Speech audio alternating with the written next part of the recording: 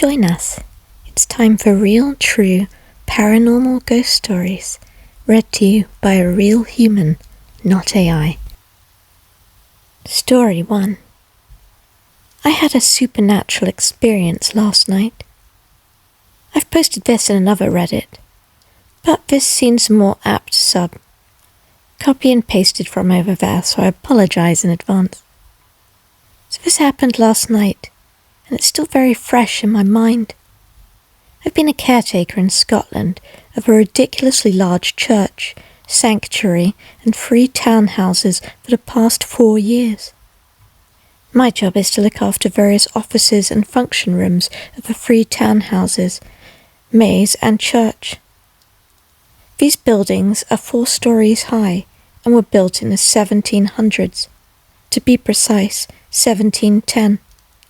I also look after the church and sanctuary that are attached to the townhouses. It's a very large building attached to other large buildings as well. I start my evenings in there around 18:30 rather.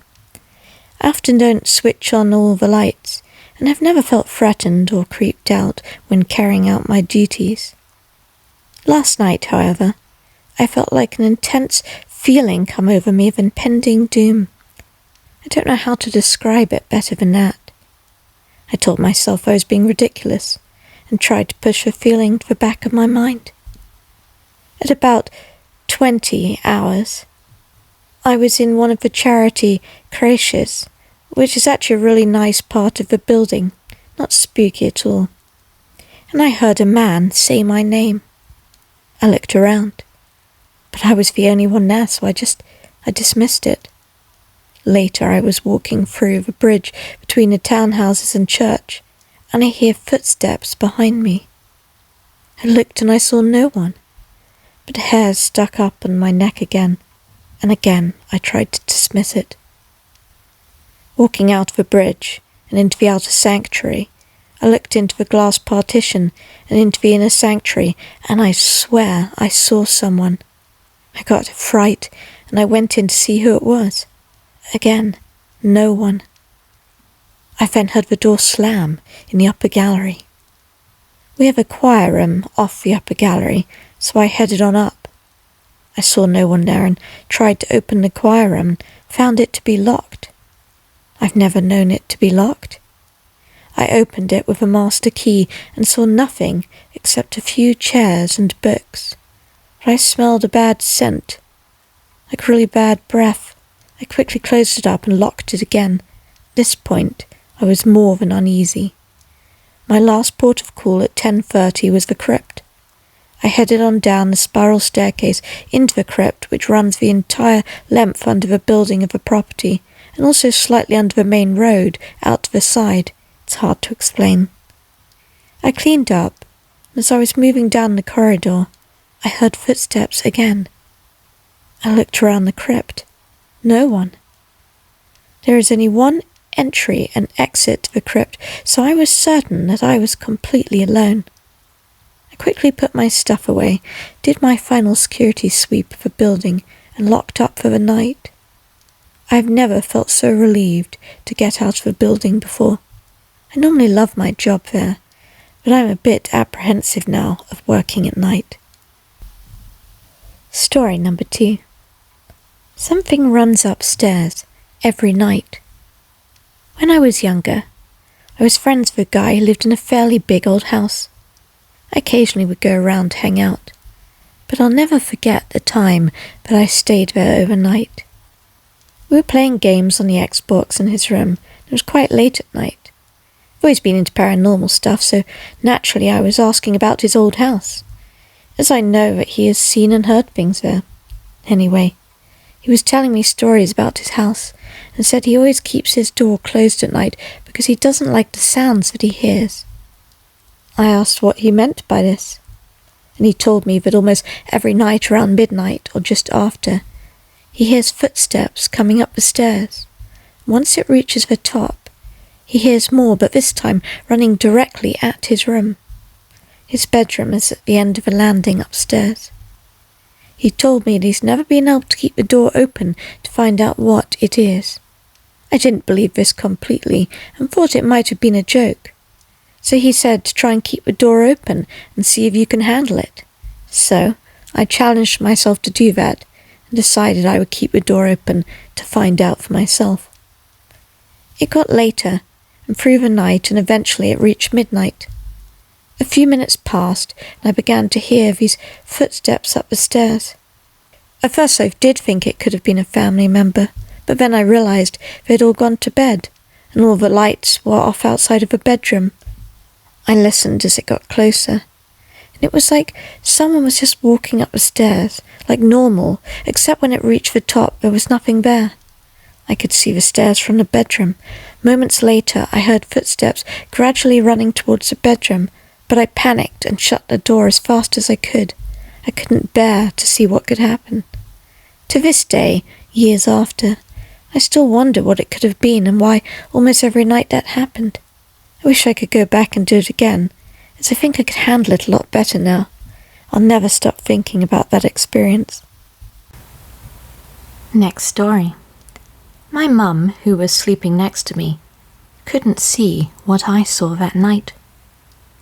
I'm from an Asian country, and this happened when I was around 14 years old. At the time, I'd been very sick.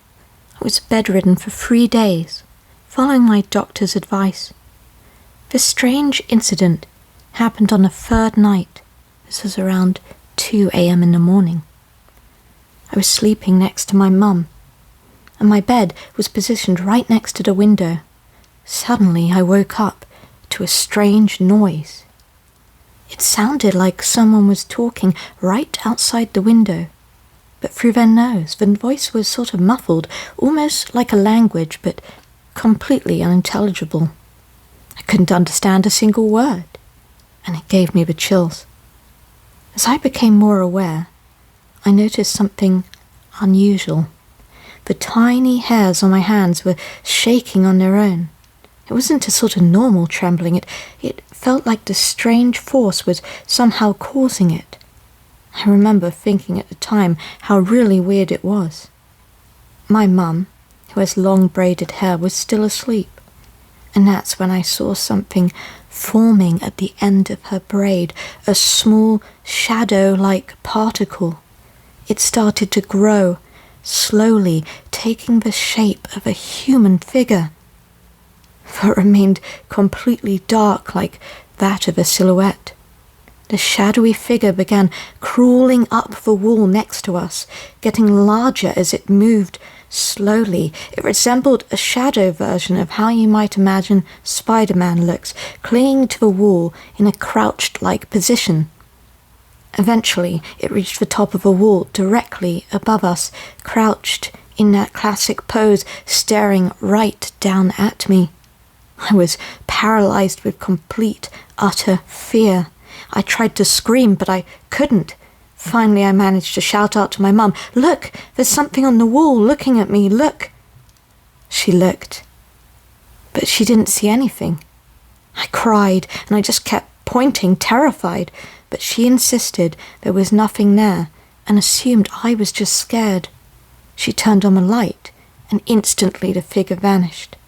Later, I shared this experience with my relatives. Most of them said it must have been a hallucination due to my illness, but deep down, I know what I saw. I wasn't dreaming, I wasn't confused. I still don't know what that thing was. And to this day, I still haven't forgotten it. The dream. Early one chilly and frosty winter morning, I had a very vivid dream that I once, upon waking from it, knew in my heart to be true. In the dream, it was like I was simply hovering above a close friend of mine's bed, watching him as he was laying down. He was very aware of my presence, as if he was gesturing me to hand him the black lighter that was on the floor next to his bed. For a split second, I thought of trying to retrieve it to give it to him, but I immediately knew that I couldn't possibly do that for him, because I was only a presence right then, and not actually physically there in the room with him. Since we were able to communicate with each other, I informed him that I was sorry, but that I wouldn't be able to actually grab the lighter to hand it to him. Then he tried to move towards the edge of his bed to get it, but it was like one whole side of his body wouldn't cooperate for him to be able to grab it. He gave up on a lighter and looked back up at me and tried to speak to me, but since he couldn't speak properly either, I was unable to understand him at all.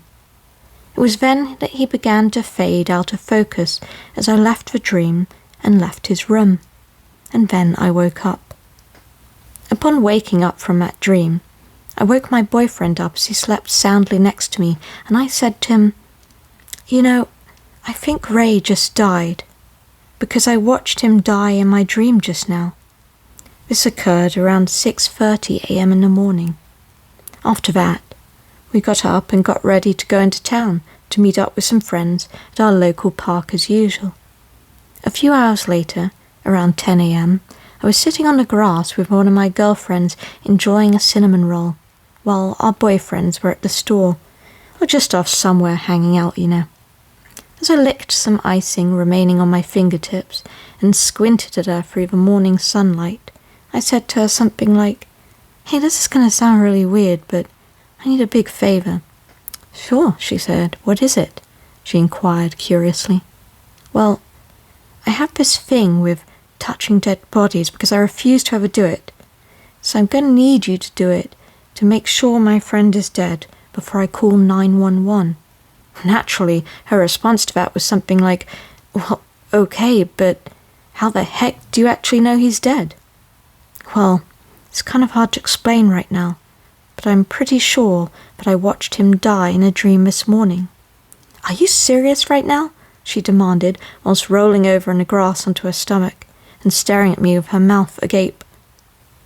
"Is this like some kind of gift you have or something?" "Not that I've ever known of," I said with a sigh. "But we can't just leave him there all dead. We have to go and check on him." "Okay then," she said, standing up. "Let's go check then." Since Roy lived right next door to the park, we just walked right over there and started knocking on his door, which of course he didn't answer. I suggested that we go around the side of the French doors where his bedroom was, and then we could look into the room through the glass panels and try that door as well. She agreed, and we went around and hopped over his little white picket fence so that we could peer into his bedroom and see him. There he was, lying on his back as I had seen him lying in my dream. My friend found his door to be unlocked, so she just went right in and checked his pulse. "He is ice cold," she informed me, and so we went ahead and called 911. The police and a fire truck arrived within a few minutes, and as soon as they pronounced him dead, the coroner arrived shortly thereafter. My friend left, but I stayed to hear what the coroner had to say.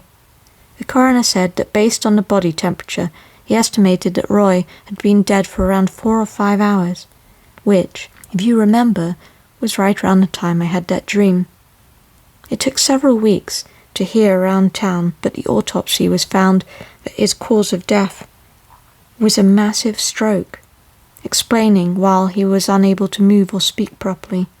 To this day, though, I still wish that I knew what he was trying to say to me, and also how I was able to see that in my dream. Alright, it's your narrator here, Kitten. Would you like to hear my theory for you as to why you were able to see your friend in that dream? It wasn't a dream.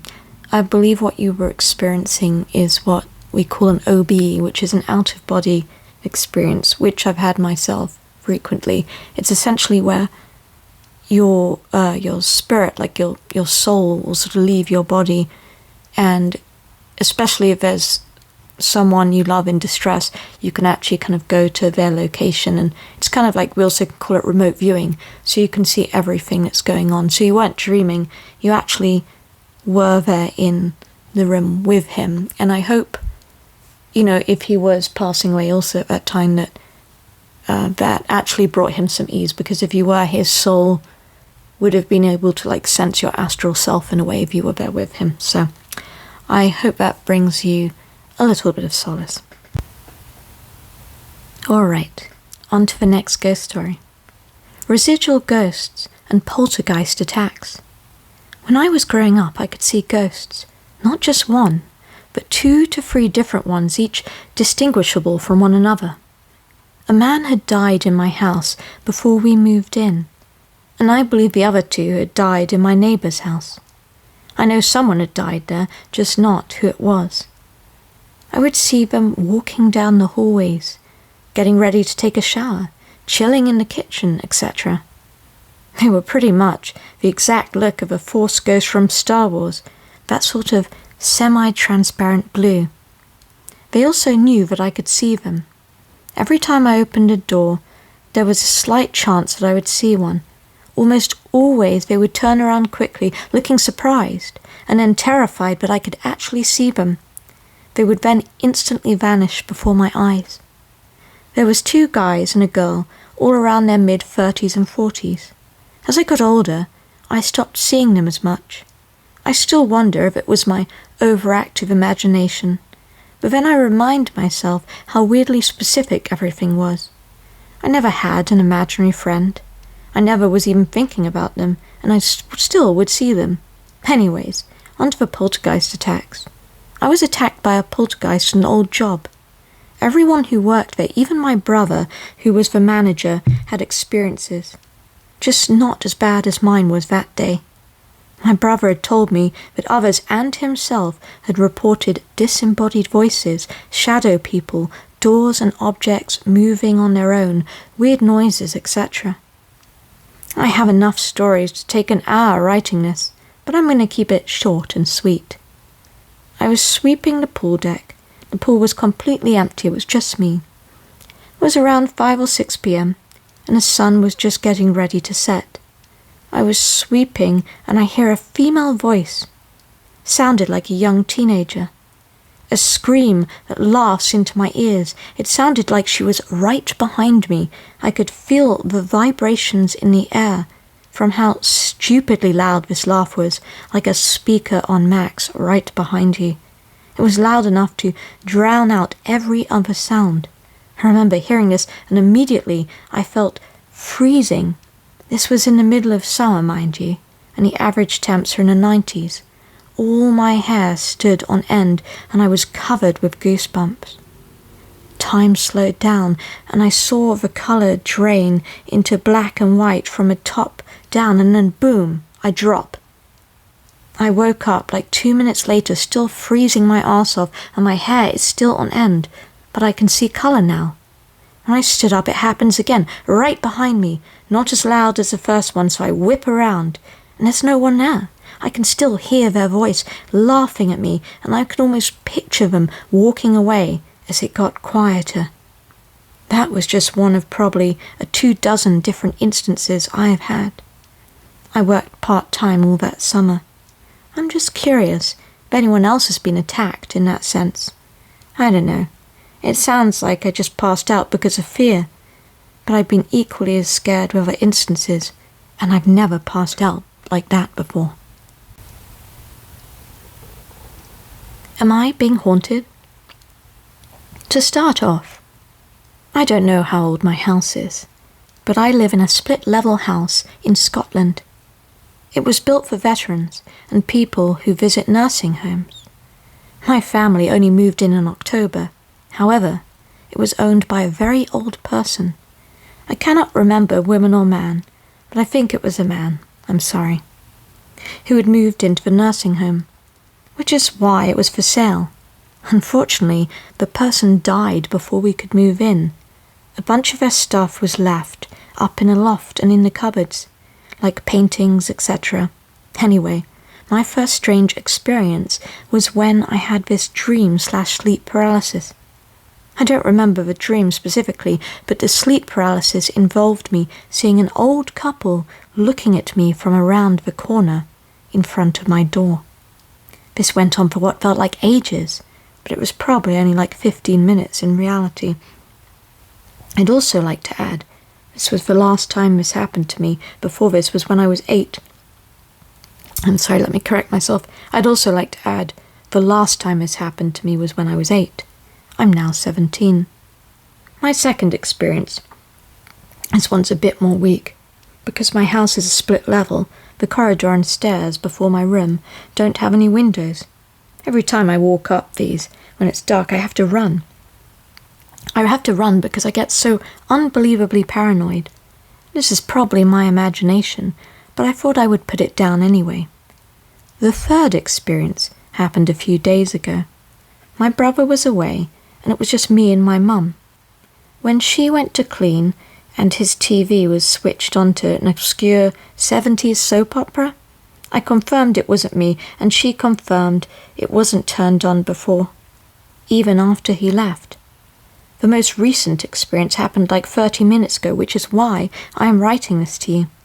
I am at home alone, and my mum said she'd be back early. I heard the cupboard outside my door clearly open and shut. My cat is on my bed sleeping, and all the windows are shut. I know this is a lot to read, and my experiences don't really compare to most others on this Reddit, but I just wanted to see if anyone had some insight into this. Thanks. Ouija board. It was during school time when my friends and I decided to try out a Ouija board. Narrator note, that's never a good idea. We were 13, curious, and wanted to know if it really worked. One afternoon, while sitting in an abandoned classroom, we placed the board on the table. Our hands were trembling slightly, but we started asking questions. At first, everything was just harmless, just a few fun questions, you know. But suddenly, the planchette started moving. It slid across the board without us even controlling it. The air turned colder, and for a moment, I felt like someone was standing behind me. I turned around. No one was there, so we kept asking questions. And then, the planchette suddenly stopped on yes, when we asked if there was a spirit with us in the room. A chill ran down my spine. None of us really knew what we were doing or what we were getting into, but it felt wrong. We ended the game, packed up the board and went home. But from that moment on, strange things started happening. At first it was just little things, books turning by themselves, doors opening on their own, and sounds echoing through the house in the middle of the night. But it didn't stop. At night, I would hear footsteps in my room, even though no one was there. I could feel the cold breeze that woke me up, and sometimes I would see a face in the mirror that wasn't mine. I tried to ignore it. I really did. I thought maybe I was just imagining it, but the longer time passed, the stranger the feeling that something was with me became. My friends laughed when I told them, but I knew it wasn't just in my head. It was as if I had summoned something that wouldn't go away, and to this day, I can't fully forget that cold presence that followed me back then. I just found out my old haunted job permanently closed. I didn't believe in ghosts. I was honestly pretty skeptical of people that did. Before working at my previous job in Chicago, it was a brewery, which is permanently closed out of nowhere, yikes, with multiple floors. When completely alone on one of my first night shifts, I heard someone call my name, then turned around to see that nobody was there. I brought this up with my co-worker later that shift, and he stated that everybody who worked there has had some kind of paranormal experience in the building. He also said that the name-calling thing happens all the time. My flabbers were a bit ghasted at this point, but it was also not even the last time I heard my name called. When taking breaks, they would let us sit in the back, in a banquet-type area when it was not in use. They had the lights off in half of a room. It was pretty spooky. I still wasn't very convinced that ghosts were real or malicious, so I was not particularly worried. However, during one of my breaks, I was looking at my phone, and out of the corner of my eye, I saw a dark human-like shadow zoom across the room. Shortly after, an absolutely overwhelming sense of dread and exhaustion came over me. Thoughts started to get real dark out of nowhere and almost stopped entirely as I walked back from my break. I never ate lunch back there again, and that was the creepiest mindfuck that I have ever had, for sure. This story, though, is the craziest in my opinion, but there was also a very creepy, unfinished basement that had a lot of the host stand supplies in it. I'm talking like dirt floors, brick walls, hanging light bulbs, type of unfinished. My co-workers really did not want to go down there and grab them, but I wasn't very scared of anything paranormal at that time, so I was able to do it with no problem.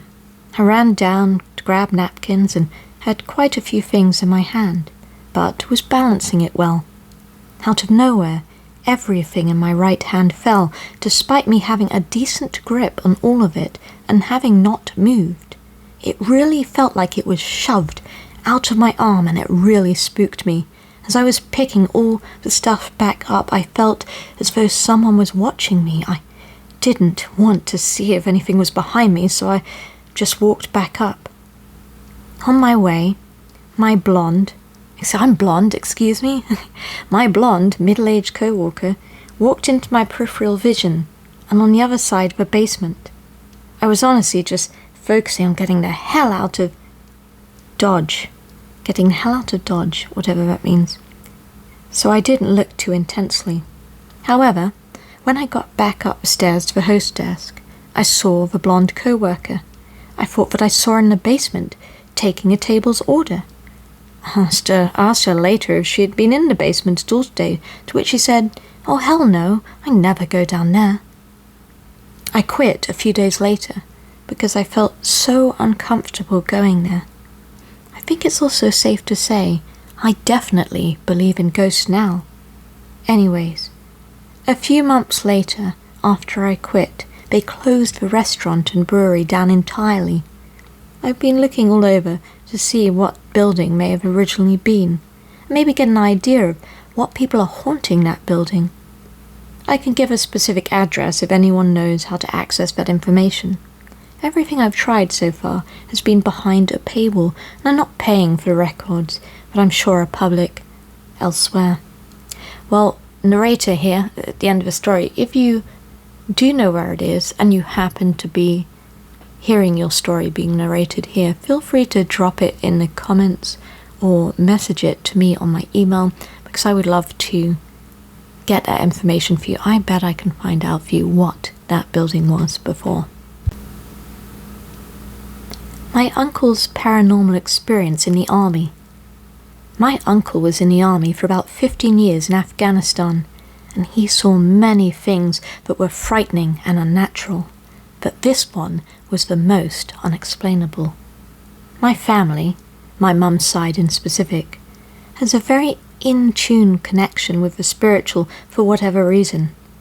And so this story wasn't particularly shocking, but it was confusing, considering I'm unsure what it was he exactly saw. Anyway, he was in a hospital, and it was very busy and full of injured soldiers and people. He was working very late that night, and by the time he was leaving, everyone was gone. It was completely empty, except for a few people. He had to visit an area of the hospital before he left, an office in the hospital's downstairs. It's just him alone. He watched as a peer flew off the desk unnaturally.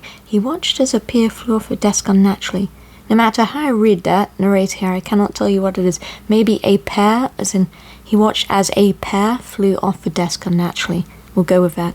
He was tired and confused, so he turned around to pick them up. But that's when he was greeted by a single eye, a single floating human eyeball.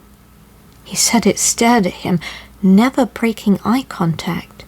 It was his height too. There was no figure outline. It was just one single eyeball. Does anyone know what this could have been? You know what, reading that, I actually have no idea. I think that's the first ever ghost story. I've heard of ghost stories where it's like you'll just see like the torso of someone. I've heard some pretty scary stories about that. Or sometimes you'll just see disembodied legs. Sometimes even a head. But I must admit, I've never heard a story where it was just a single eye. The whispering walls. When I moved into my first apartment, I was ecstatic. It was an old building built sometime in the early 1900s with creaky wooden floors and high ceilings. The rent was cheap and it was close to work. I didn't care much about the quirks of the place until the whispering started. At first, it was subtle, soft murmurs like someone talking quietly behind the walls. I thought it was just the neighbours, maybe the wind. But these whispers grew louder, more urgent, and they always came at night, just after midnight. One evening I stayed up late, determined to catch what was being said. I pressed my ear to the cold plaster wall in my living room. The whisper was clear now, a woman's voice, frantic and scared. She said my name. Please, please don't leave me. Chills ran down my spine. I lived alone. There was no one else in the entire building. I started researching the building's history and found out that many years ago, a woman named Evelyn had lived there. She disappeared mysteriously one winter, never found. The police closed the case due to lack of evidence. The whispering soon turned into pleading. Help me, she said night after night. I didn't know what to do, but I felt compelled to find out the truth for her. One night, I followed the whispers to the basement. There was a loose floorboard near the furnace. I pried it up and found a small rusted box. Inside were letters from Evelyn, her diary actually, describing a man who had threatened her, someone she deeply feared. After calling the police with this new evidence, they actually reopened the case. Months later, the whispers stopped. I don't know if Evelyn's spirit was finally at peace, or if she was warning me of my own safety, but sometimes, late at night, I swear I still hear the faint whisper of thank you. Next story. The Man in the Window. It was a warm summer's night. Some of our friends had come over to cheer me up. My favourite person in the whole world had just died. My grandma, Granny Goose. I'm sorry to hear that. We were out in the front of the driveway having a drink, and my back was towards the house. It had been a good while when my friend asked me, "Why didn't you tell me that you had company?" I told him, "What are you talking about? I don't have anyone visiting." He says, "Well then, who's that man?" "Man? What man?" "The man in the house. He just walked across your living room and went into your bedroom." "What the fuck are you talking about? There's nobody but us here." "I just saw a man in your house." So I get up and I search the whole house. Nobody inside. "What did he look like?" I asked. "He had black hair and was wearing a white wife beater and jeans." I've got to know, as a narrator here, what is a wife beater? Somebody in the comments below, please explain. Thank you. I was stumped. No idea. A few months later, I reached out to my cousin to check on my biological father. I hadn't seen or talked to him in a long time, about 3 years to be exact, and I wanted to make sure that he was okay. I wasn't sure if I was ready to dive into all that again, but I opened up my laptop and emailed her anyway. Losing Grandma really rocked my world, and I wanted to try and work on our relationship. I didn't meet him until I was in my 20s. He came to visit us one year, and just kind of stayed. It was awkward, I'm not going to lie. He was a stranger, living under the same roof, and we both felt that tension. He had a trailer parked in front of our house, and stayed out there at night, and helped me with the kids during the day. It was hard trying to form a bond with someone that you barely know. I hesitated to add this part to my story, but It is very important, as it will pop back up later. There was one thing I wasn't comfortable with. He would sit in the bathroom and watch Hannah take a bath, and you have to understand, I really didn't know this man. Yes, he was my father, but still, it didn't sit well with me. He had stayed for a few months, then one day out of the blue, he just said he was leaving. Just like that. I did not know what to say, so we hugged, and he was off to Arizona. After his departure, I felt a strange mix of relief, but also regret. I later found out my sister had mentioned the bathtub situation, and I figured that was why he left. I couldn't shake the guilt of it, but deep down, I knew letting him stay around might not have been the best decision. I emailed my cousin and didn't hear back from her for a few days. Finally, I got a response. Her response was, "I'm sorry, but he passed away a few months ago." And just like that, he was gone forever. The news hit me like a tidal wave. She said that he had been diagnosed with Alzheimer's and didn't want anyone to have to take care of him. She said he had hung himself. I'm sorry, it's terrible. At that moment, I knew exactly what day he hung himself on. I looked up his obituary, and sure enough, it was on April 6th, Hannah's birthday. Fast forward a few months, and we were moving into our new house, the house we currently live in. After we were settled in, things started happening. The doorbell rang one day, and I ran all the way up from our bedroom, only to find no one was at the door. I shook this off and went back to my room. On another occasion, the doorbell rang and my husband went to the door, only to also find that nobody was there. I told him the same thing had happened to me, and we joked about it being a ghost. My husband doesn't believe in ghosts. Some time went by after this, and the same thing happened again. It started happening so much, but we just ripped the doorbell off of the house and ended up throwing it away. Problem solved. Well, guess what? It happened again. We were like, what the hell? My husband yanked out all of the wiring and threw it away. He literally cut a hole in the ceiling and yanked that wire out. There was no way it could ring now. But next morning, we heard the familiar chime echo through the house. The fucking doorbell. I told you it was a ghost. Natalie was almost 8 at the time, and Looney never met Natalie. I didn't get pregnant with her until after he had left. I had no pictures of him, so she had no idea what he looked like, or even who he was. Natalie was taking her very first big girl shower downstairs in my bedroom. Remember the bathtub situation I told you about? That's where I usually gave Natalie her baths. And for some reason, I'd run up to the kitchen to get something.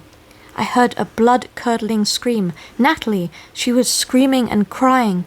She said a man walked into the bedroom and sat on my bed.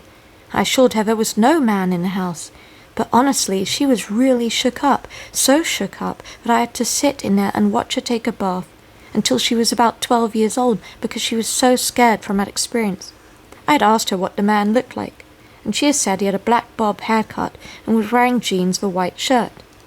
Looney had black hair. It was all one length and a little below his shoulders, so I guess that could be considered a bob. I wasn't scared when she told me what he looked like. I knew right away that it was him. He had followed us to our new house, but why? I couldn't shake the feeling that he wanted something. This wasn't the only time that he made his presence known. He would often walk back and forth down the hallway and check on all 3 kids. #chills, literally, as I wrote that sentence. Natalie just saw someone walk down the hall. When Hannah was about 16 years old, she was taking a shower. I was working in my office, which is a straight shot down the hallway from her room. Hannah comes running out of her room, screaming, soaking wet, towel barely clinging to her. She was trembling. She had, one of those clairsonic face brushes. They were all the rage back then, and I had paid a pretty penny for that sucker. Hannah had a huge shower. We always joked it was a Playboy Mansion shower. It's really that big. Anyway, her face brush literally levitated and then threw itself all the way down the other side of the shower, smashing against the wall. Fucking loony. I calmed her down and told her something was probably wrong with the brush, and tried to put it back together. Do you see how these things only happen when bathing? It cannot be a coincidence. Just recently, I was taking a shower, and while washing my hair, I felt someone else's hand on my head. I didn't freak out, because it wasn't the first time it had happened. I just never told anyone. I thought he was gone. Cameron and I did a little séance years ago, and we told him to leave. We haven't really had anything happen since then that I can think of. Sometimes, though, I smell cigarette smoke in the house, and I know it's him. But other than that, no doorbells are ringing, and everything has been calm. Natalie says we manifest him when we talk about him, and I guess, perhaps, we do. I contacted the daughter of the original owner's house. She was 6 months old when they bought the house. She had lived there her entire life until they lost the home, and we purchased it. I asked her if anything weird had ever happened when she lived here. I told her a few things. She was very adamant that nothing ever happened. In fact, her mother always said prayers, then saged the house religiously. But, as we spoke, she hesitated, and I could get the sense she was withholding something from me. Does that seem odd to anyone else? Anyway, I always tell my husband something is off with his house. I've been ill the entire time we've lived here, and it just keeps getting worse. We can be out shopping and I'm fine, and the second we get home I'm a different person. There must be something in the air, something unseen that clings to this place. Perhaps it's the oleanders planted outside the house. After all, chemicals from the garden could seep into the air, whispering warnings we cannot hear. Or maybe, just maybe, it's something more sinister.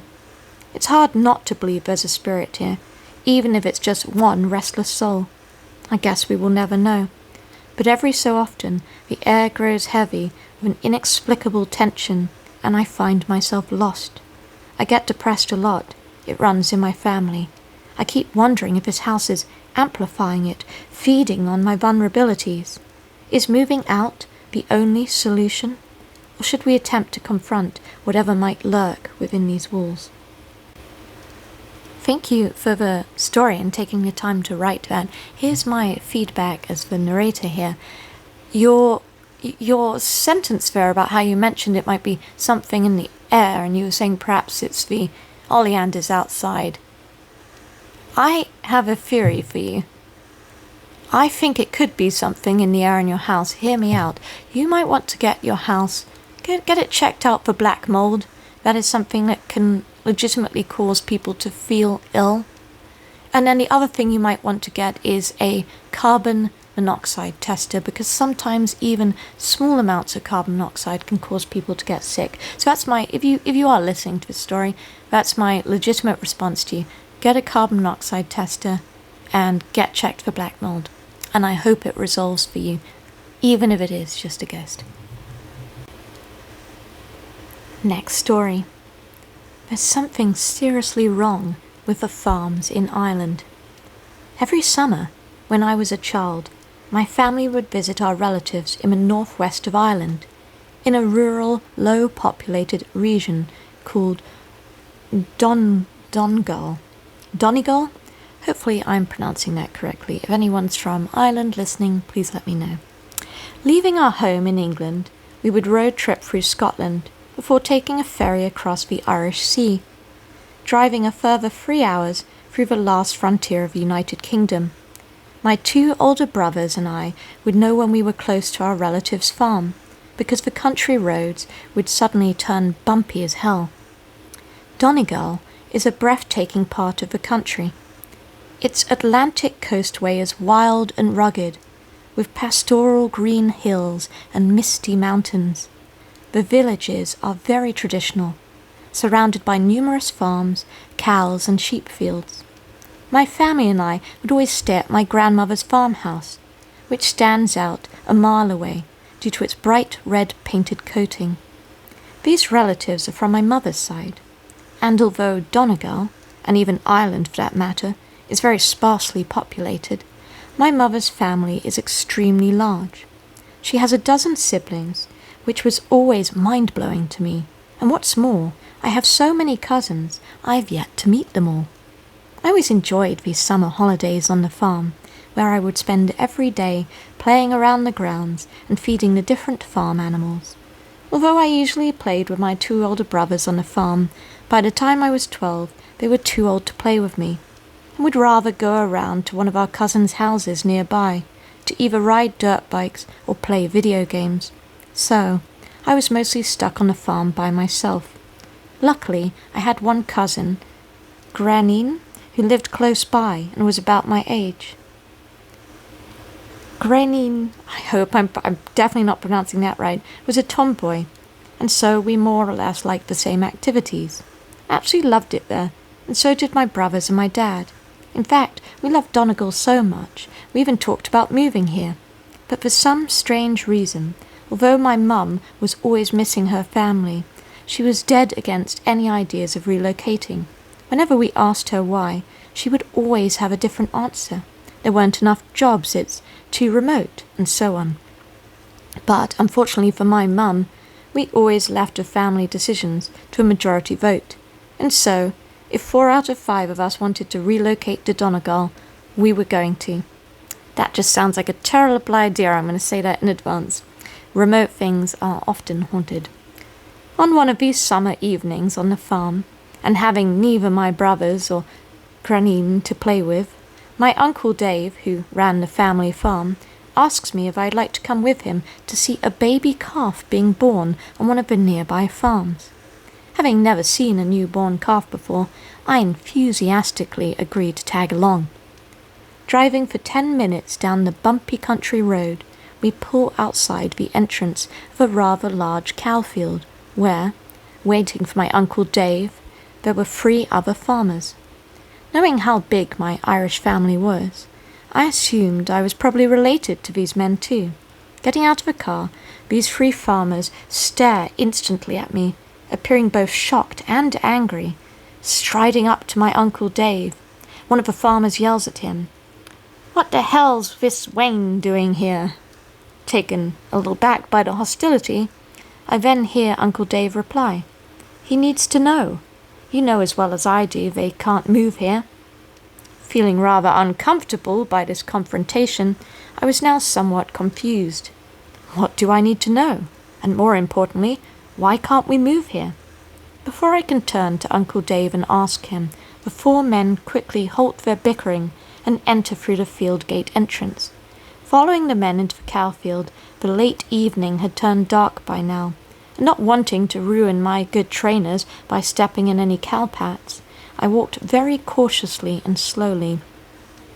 So slowly, in fact, I'd gotten separated from my uncle's group. Trying to follow the voices through the darkness and thick grass, I suddenly stop in my tracks, because, in front of me, staring back with unblinking eyes, was a very large cow. So large, I at first mistook it for a bull. In the past, my Uncle Dave had warned me not to play in the cow fields, because if cows are with calves, they may well charge at you. Seeing this huge cow, staring stonewall at me, I was actually quite terrified, because already knowing how freakishly fast cows can be, I knew if it charged at me, there was little chance I would outrun it. Thankfully, the cow stayed exactly where it was, before losing interest in me and moving on. I know it sounds ridiculous talking about my terrifying encounter with a cow, but you have to remember I was a city boy after all. Although I regularly fed the cows on the farm, these animals still felt somewhat alien to me even after all these years. Brushing off my close encounter, I continued to try and find my Uncle Dave. I eventually found them on the other side of the field's corner. Approaching my uncle's group, I then see they're not alone. Standing by them were 3 more men and a woman, all dressed in farmers' clothing. But surprisingly, my cousin, Grain, which I still can't pronounce, if anyone wants to tell me in the comments, it's Grainne, was also there. She was too busy staring over at something behind the group of farmers. Curious as to what she was looking at, I moved around to get a better look. What I see is another cow, just a regular red cow laying down in the grass.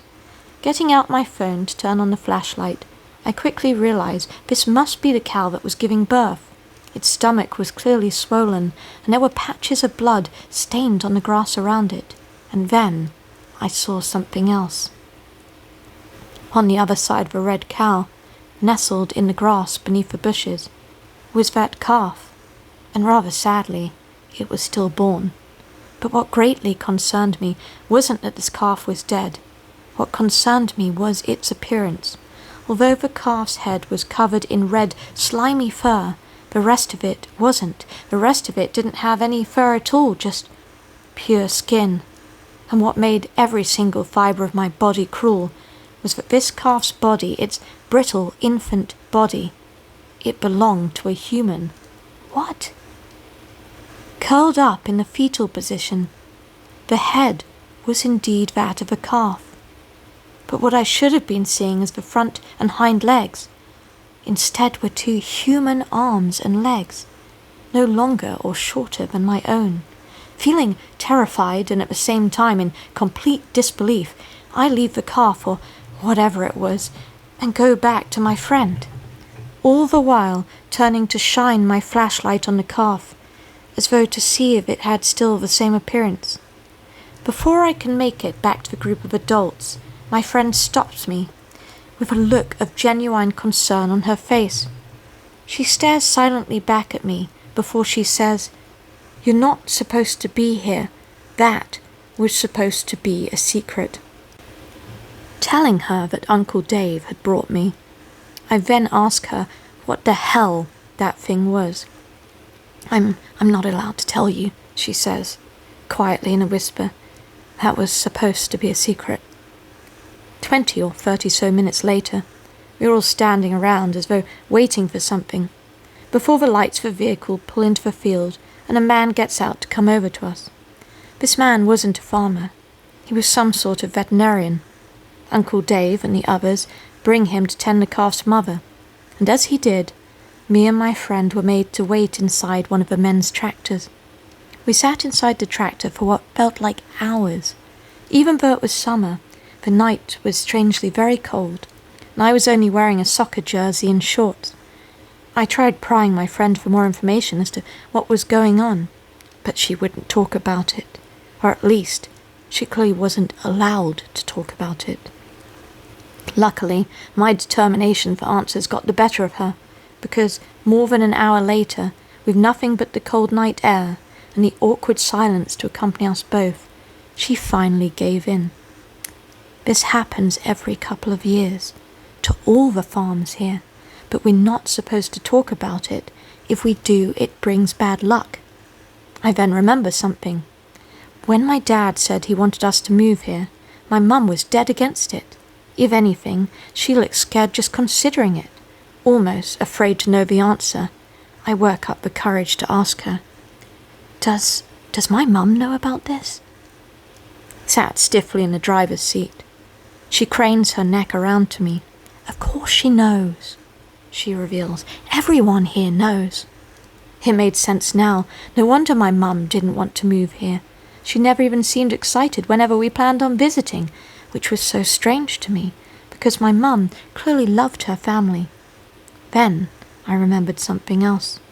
A couple of years ago, I remember waking up in the middle of the night inside the farmhouse, and I could hear the cows on the farm screaming. And the screaming was so bad, I couldn't even get back to sleep that night. The next morning, rushing through my breakfast to go and play on the farm, Uncle Dave firmly tells me and my brothers to stay away from the cowshed. He didn't even give us an explanation. Later on that night, after what must have been a good 3 hours, my Uncle Dave and the others come over to the tractor. Shaking Uncle Dave's hand, the veterinarian then gets in his vehicle and leaves out the field. I then notice 2 of the other farmers were carrying a black bag, each holding separate ends of it as they walked. I could see there was something clearly heavy inside it, and my first thought was that they were carrying the dead calf, or whatever it was, away. Appearing as though everyone was leaving now, Uncle Dave comes over to the tractor to say we're going back to the farmhouse, and that he would drop my friend home along the way. Having taken her home, we then make our way back along the country road, where both me and Uncle Dave sat in complete silence. Uncle Dave is driving. just staring at the stretch of road ahead of us, and me staring silently at him. By the time we get back to the farmhouse, it was 2 o'clock in the morning, and the farm was dead silent. Pulling up outside the farm, Uncle Dave switches off the car engine. Without saying a word, we both remain in silence. I felt too awkward to ask him what I had just seen, but I knew he was waiting for me to do so. Still not saying a word to one another, Uncle Dave turns from the driver's seat to me, and he tells me everything that she wouldn't. "Don't you see now why you can't move here, lad?" he says. "There's something wrong with this place, son. The place is cursed. Your mammy knows. She's known since she was a Wayne, and that's why she doesn't want you living here." "Why does this happen?" I ask him.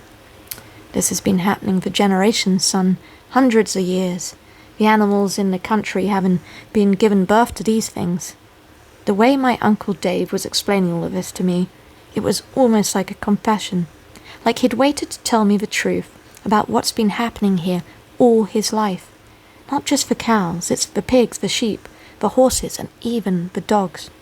The dogs? Aye, it's always the same. They have the head as normal, but the body, it's always different. It was only now, after a long and terrifying night, that I suddenly started to become aware and emotional, that I was completely and utterly exhausted. Realizing that it was all too much for a young boy to handle, I think my Uncle Dave tried to put my mind at ease. "Don't you worry there, son. They never live."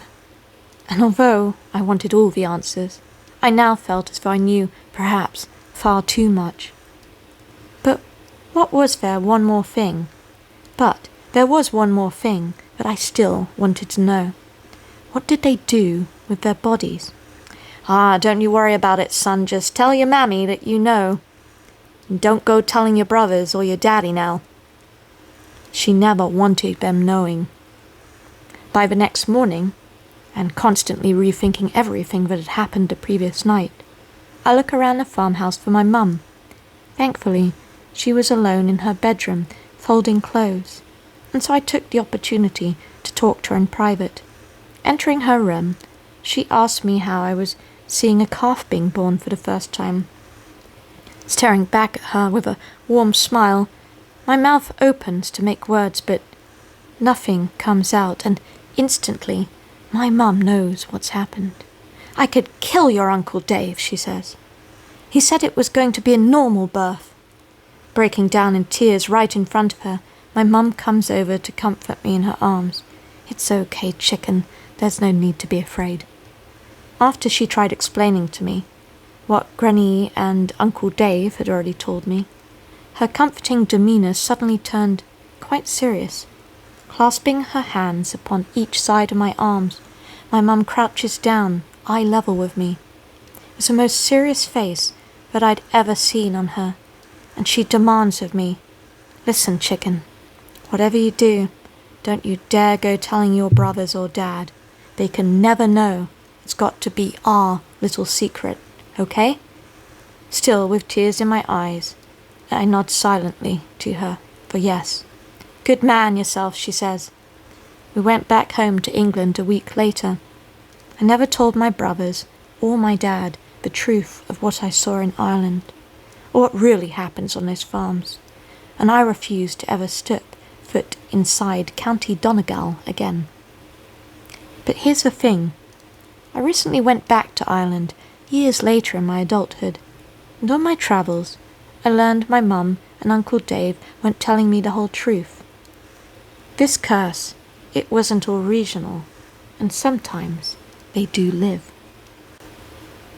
Alright, it's your narrator here. Sorry for all of the audio difficulties there, or my inability to pronounce certain names. I apologize for that on that particular recording, but I just want to say I think that is probably the best story that I have heard on this channel thus far. Like, I genuinely enjoyed listening to that story, and I thought it was absolutely fascinating. And I'm wondering, again, for anyone who's from Ireland, what is a Wayne? Is it like is it like an Irish word for little kid? Is it like, they'll say in Scotland, if you watch Outlander, they'll say, oh, the wee burn. Like the burn is the little kid. Is Wayne the equivalent in Irish? I'm genuinely curious to know. Anyway, thank you for sticking around this long if you have been here for the full 60 minutes. I really enjoyed reading this one for you guys, and I very much look forward to the next one. If you have a moment, please feel free to subscribe, hit that notification bell if you enjoy hearing true paranormal ghost stories, because I have a lot more coming your way.